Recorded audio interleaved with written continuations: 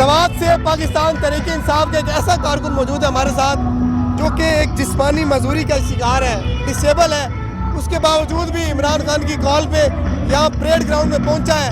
پوچھتے ہیں کس طرح سے پہنچے ہو یہاں پہ، کتنی محبت کرتے ہو عمران خان صاحب سے؟ بہت زیادہ محبت کرتا ہوں عمران خان سے، اور اس کے لیے آیا ہوں، اس کے جو بھی ہے ہم اس کے لیے تیار ہے، جو قربانی دینا پڑے گا ہم تیار ہیں عمران خان کے لیے۔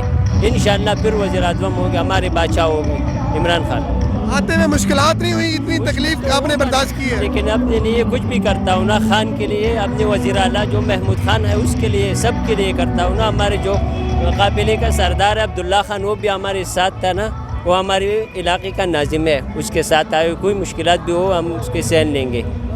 آپ نے ان کی گفتگو سنی، بیسیکلی یہ جسمانی طور پر معذور ہیں، تھوڑا لنگڑا کے چلتے ہیں، لیکن جسمانی معذوری ہونے کے باوجود یہاں پہ پریڈ گراؤنڈ میں پہنچے ہیں، کیونکہ 2 تاریخ کو عمران خان صاحب نے کال دی ہوئی تھی۔